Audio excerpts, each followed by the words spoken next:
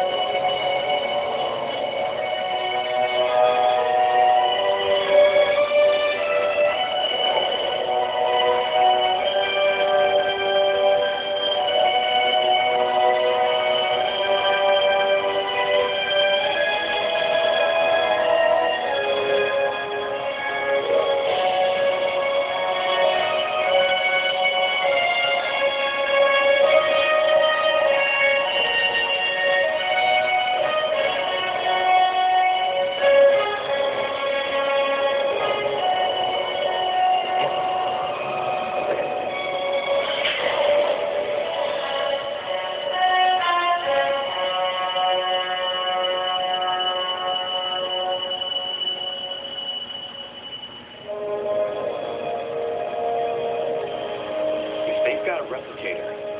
It could mean the wormhole leads to the Alpha Quadrant, and that someone's traveled through it. I appreciate your enthusiasm, Ensign. But before we indulge in too much speculation, let's see if we can back up your assumptions with some facts. Commander Chakotay, I want you and Lieutenant Harris to go down to that planet and have a look around.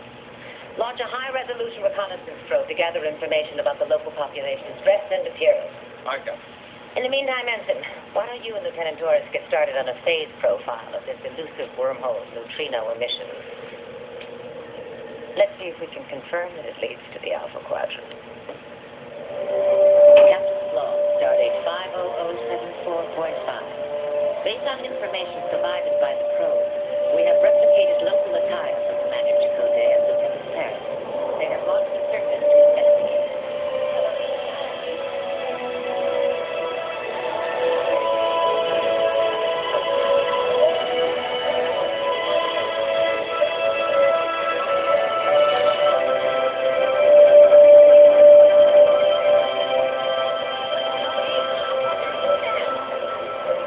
This is where we picked up a replicator signature? Hard to believe, isn't it? Oh, those many years ago, the people's hearts were sad and lone. Then the sages to the city came.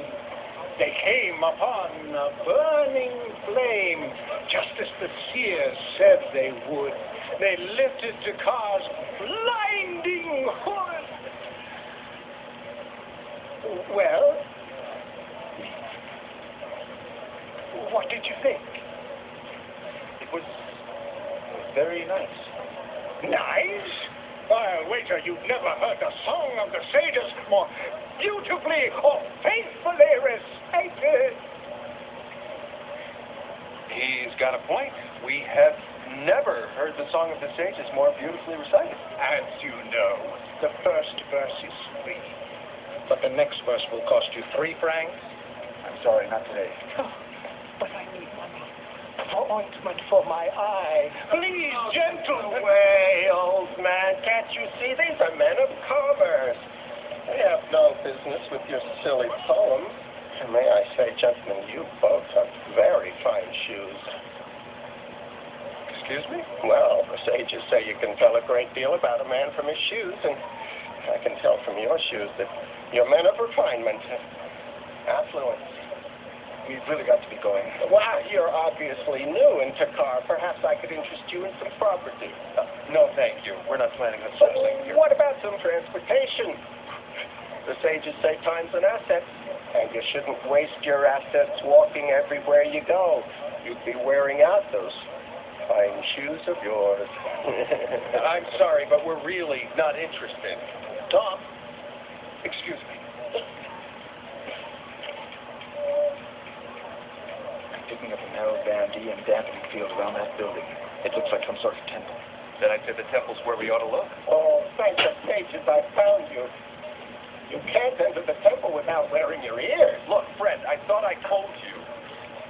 What do you mean, wearing your ears? You're really not Takarian, are you? Nobody visits the temple without displaying at least one ear.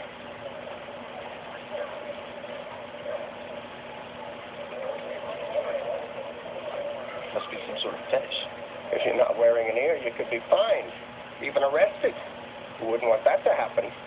And let me guess, it just so happens that you could sell us a couple of these ears. As a matter of fact, I can.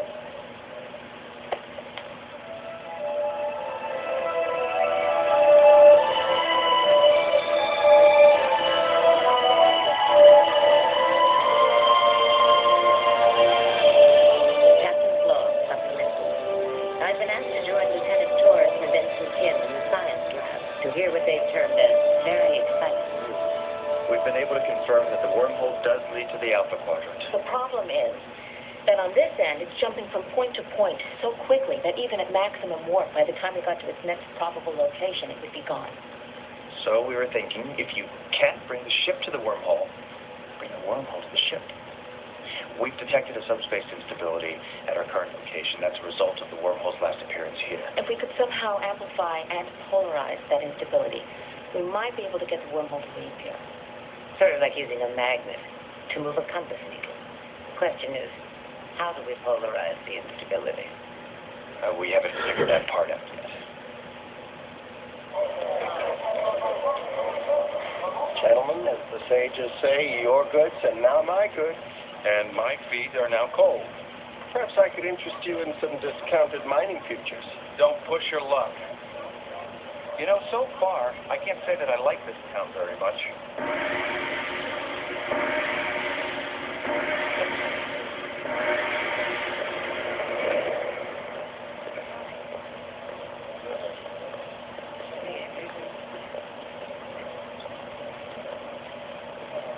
On the other